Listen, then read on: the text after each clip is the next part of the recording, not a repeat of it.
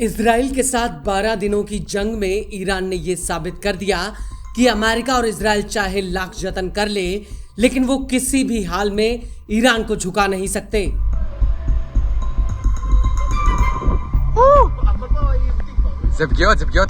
इस युद्ध में ईरान की बैलिस्टिक और हाइपरसोनिक मिसाइलों ने इजराइल में जो तबाही मचाई, उसकी धमक इजराइल में आने वाली पीढ़ियों को याद रहेगी।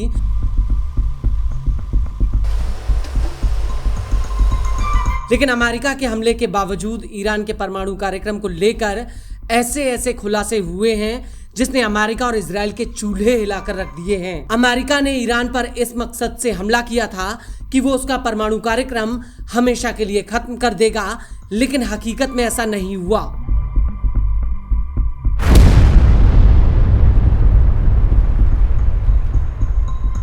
और अब इसको लेकर एक ऐसा खुलासा हुआ है जिससे अमेरिका और इजराइल सन्न हो गए हैं।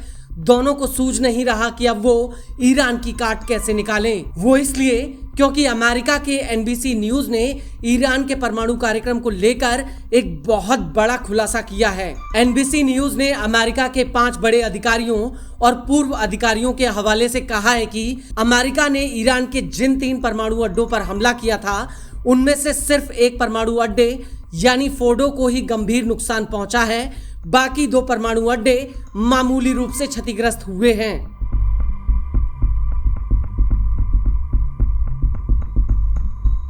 एनबीसी न्यूज का कहना है कि अमेरिकी अधिकारियों ने ये खुफिया रिपोर्ट्स के आधार पर अनुमान लगाया है और ये रिपोर्ट अमेरिकी सांसदों और सहयोगी देशों को दी गई है। एनबीसी के मुताबिक ईरान के परमाणु ठिकाने इस्फहान और नतांज को कम नुकसान हुआ है, जिसकी वजह से ईरान कुछ ही महीनों में फिर से यहां पर परमाणु कार्यक्रम शुरू कर सकता है।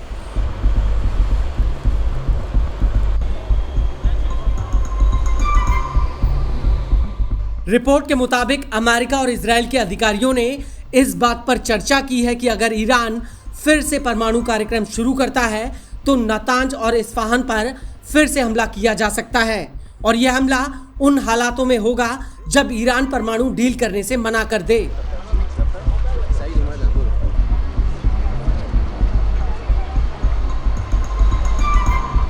हालांकि ईरान के परमाणु अड्डों को लेकर अमेरिका के रक्षा मंत्रालय पेंटागन के प्रवक्ता सीन परनेल ने अलग ही बयान दिया है।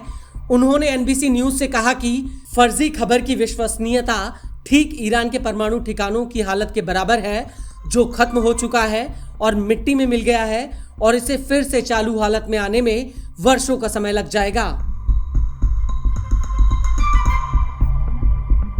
आपको बता दें कि एनबीसी ने अमेरिकी अधिकारियों की रिपोर्ट पर जो दावा किया है वो कई मायनों में सच हो सकता है, क्योंकि ईरान को लेकर साल 2023 की शुरुआत में एक बेहद ही सनसनीखेज खुलासा हुआ था, जिसमें यह कहा गया था कि ईरान नतांज परमाणु अड्डे के नीचे एक गहरी सुरंग खोद रहा है जो GBU-57 बम की पहुंच से बाहर हो सकती है।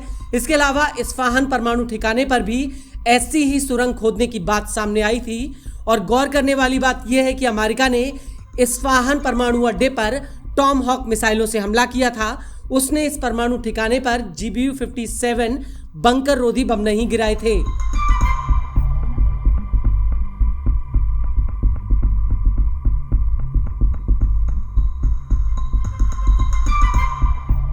हालांकि नतांज परमाणु ठिकाने पर इस बम को गिराया गया था, और यही वजह है कि अब ईरान के परमाणु कार्यक्रम का जिन्न फिर से नेतन्याहू को डरा रहा है। और इजरायली अधिकारियों का भी मानना है कि अमेरिका के हमले में ईरान का सबसे ज्यादा संवर्धित यूरेनियम का कुछ हिस्सा अभी भी बचा हुआ है, जो इस्फहान परमाणु अड्डे के नीचे दब गया है। इजराइल के एक वरिष्ठ अधिकारी ने पिछले हफ्ते ही अमेरिका को ये बात बताई थी। हालांकि इजराइल का ये मानना है कि इस यूरेनियम तक पहुंचना बेहद ही मुश्किल है। इजराइल का कहना है कि अगर ईरान ने खुदाई करके इस यूरेनियम को निकालने की कोशिश की तो वो फिर से हमला कर देगा।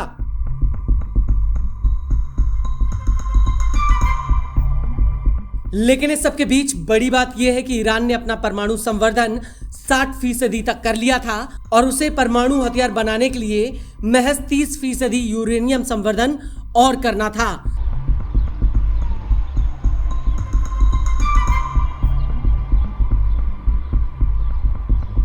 और हाल ही में ईरानी मीडिया ने दावा किया है कि ईरान परमाणु हथियार के ग्रेड लेवल तक अपना यूरेनियम संवर्धन कर सकता है।